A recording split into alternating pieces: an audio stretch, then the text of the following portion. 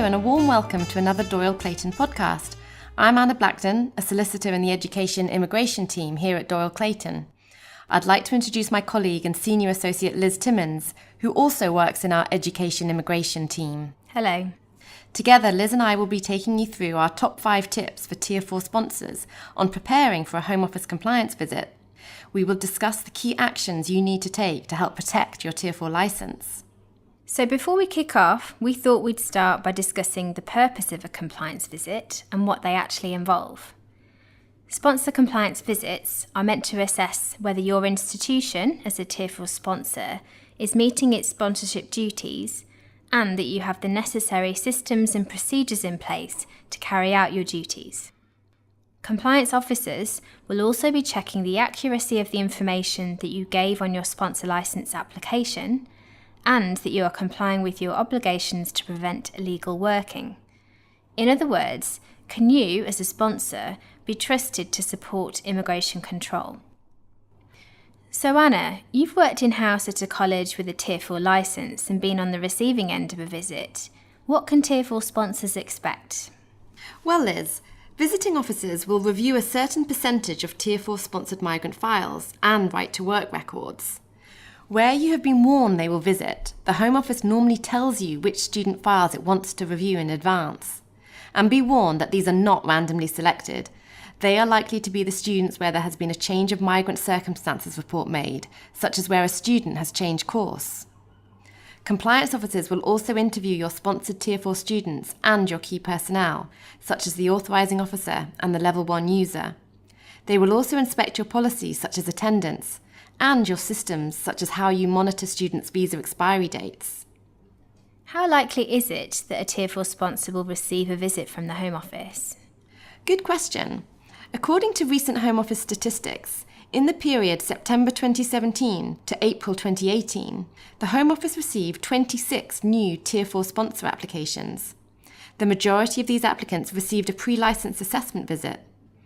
This visit is to determine whether the prospective sponsor is aware of its duties and the specific reporting and record-keeping requirements relating to Tier 4 sponsored migrants. So you're very likely to receive a Home Office visit when you apply for a Tier 4 licence. Looking at the stats for that same period, September 2017 to April 2018, I can see that of the 1,200 registered Tier 4 sponsors, 54 received a follow-up compliance visit, and 7 of those visits were unannounced. Yes, and remember that the Home Office also has a specialist team called Higher Education Assurance Team, otherwise known as HEAT, who are charged with inspecting universities with Tier 4 licences. So what triggers a Home Office compliance visit, Liz? If you're a Tier 4 sponsor, you might get a visit because the Home Office has compliance concerns following the submission of your annual Basic Compliance Assessment data. This is where you have to report that you meet the 3 core requirements, namely that for your Tier 4 migrants, you have a visa refusal rate of under 10%, an enrolment rate of at least 90%, and a course completion rate of at least 85%. We have also seen compliance visits triggered when you renew your licence after 4 years, and also as a result of intelligence received by the Home Office, such as employing an illegal worker. Or you could just be next on the HEAT team's list of universities that they're targeting. Yes, and I can see from the stats that as a result of these compliance visits, during this same period, 6 sponsors received notice of intention to revoke their Tier 4 sponsor licence, and 2 institutions actually had their licences revoked. So the consequences of failing an inspection can be very serious, and in a worst-case scenario can lead to your licence being revoked, with all your Tier 4 sponsored migrants having to find a new sponsor or leave the UK within 60 days. Not to mention the significant loss of income which international students bring to your institution. For this reason, it's critical that Tier 4 sponsors prioritise compliance and follow our key tips to be audit ready at all times. So with that in mind, what's your first compliance tip, Anna? Our first top tip is be prepared. Education providers who hold a Tier 4 licence should be ready at all times for a Home Office compliance visit, especially as at best you'll get 2 weeks' notice of a visit and at worst it can be unannounced. So don't leave preparations until you are notified of a visit or a heat team comes knocking at your door. Also, do not underestimate the time it takes to prepare Tier 4 compliant student files. Practically speaking, I would also highly recommend using paper files. Paper files allow you control over how you present the required documents and makes it easy for a compliance officer to conduct their checks. Although it's permissible to keep electronic records only, paper files have the advantage of a member of staff not having to show a compliance officer on the day the electronic records, and therefore face possible tricky questions in the process. What would be your next top compliance tip, Liz? Our second tip is to have stringent record keeping. A crucial aspect of Tier 4 sponsor compliance is thorough record keeping.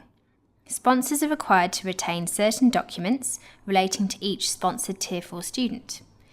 These include copies of each Tier 4 student's passport pages, including any Tier 4 visas in their passport, and their BRP card, plus their current and previous contact details, a record of their absences and attendance, the evidence used to make an offer of study to them, such as their qualifications and English language evidence, and the letter from the student's parents if they are under 18.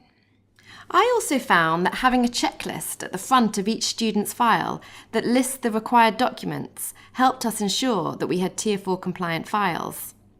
You should also ensure that you sign and date the scanned copies of the original BRP and passport documents so that you can demonstrate that you saw the originals and you checked these documents at the point the student was first enrolled. It's important to remember that Tier 4 sponsors also have a general duty to ensure that all students enrolled at their institution have the right to study, including non-sponsored migrants. You should therefore require all students to bring a form of ID in order to enrol. You could combine this with your process for issuing students with their student ID card. So what's your next tip, Anna? Our third top tip is implement your policies and procedures. If an institution has strong systems and processes in place to comply with its Tier 4 sponsor duties, then good sponsor compliance follows. Policies and procedures should always reflect the most recent updated versions of the Tier 4 sponsor guidance and include the date that they were last reviewed internally, which should be at least on an annual basis. This helps demonstrate to a compliance officer that you are not relying on policies that have not been updated for years.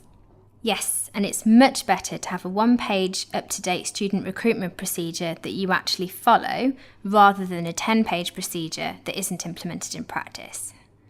Following your policies and processes can also help you in meeting the core basic compliance assessment metrics you mentioned earlier, such as achieving a visa refusal rate of less than 10% of all sponsored migrants.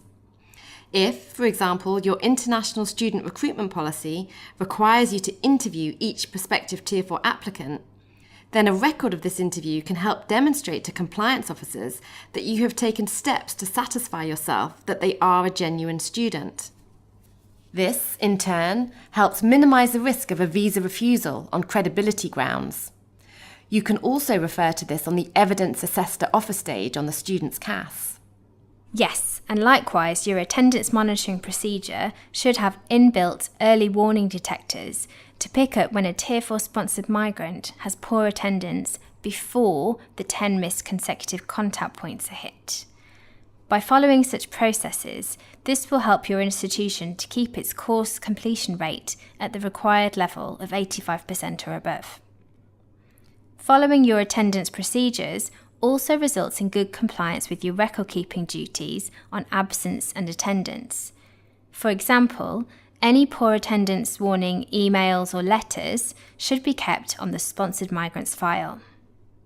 So we only have 2 more top tips to go. What's your next one, Anna? Our fourth top tip is to have thorough staff training. Without sufficiently skilled and knowledgeable staff to implement your Tier 4 policies and procedures, your institution's sponsor licence is at risk. The key roles on the licence, namely the authorising officer, key contact, Level 1 and Level 2 user, must be filled by staff who are confident and comfortable in what their roles and responsibilities involve, as well as the consequences of any breaches. It's also important that staff who may not have a key role on the sponsor licence but are responsible for some aspect of sponsor compliance, such as record keeping or attendance monitoring, are fully trained and following all relevant policies and procedures in their daily duties. That's really important and something that's often missing. If your institution also holds a Tier 2 or Tier 5 licence, in addition to Tier 4, it's important that staff responsible for compliance in the other tiers are also well trained. So HR need to be aware of the record-keeping duties for Tier 2 sponsored migrants and the requirement to carry out right-to-work checks. Compliance weaknesses in one tier could put the other tier at risk if you're audited. Indeed. So what's our final top tip, Liz, to help Tier 4 sponsors in the event of a compliance visit? Our final top tip is cooperate and smile. Cooperation with the Home Office is key. When you first apply for a sponsor licence, you agree to cooperate with the Home Office. This involves allowing access to your premises, student files, policies and systems, and responding to any information requests. Unless you have very strong reasons, you can't normally postpone a compliance visit, and if you can't provide the requested information on the day, you would normally be provided 3 working days to send this in. When you are visited, try to remain calm, cooperative, and non-confrontational at all times, especially if you're interviewed by a compliance officer. Of course, if you've followed our first 4 tips, cooperating with a smile should be easy. Good final tip, Liz. To sum up, a key point to remember is that the guiding principle at the heart of the Tier 4 sponsorship regime is sponsorship is a privilege and not a right. Tier 4 sponsors who benefit from recruiting international students are expected to play their part in ensuring that the system is not abused. Your job as a Tier 4 sponsor is to be able to show the Home Office that you are not a threat to immigration control and you take your responsibilities seriously. So this brings us to the end of this podcast. We hope you enjoyed it and found it useful. If you have any questions or concerns, then please don't hesitate to contact either Anna or myself or your usual contact at Doyle Clayton.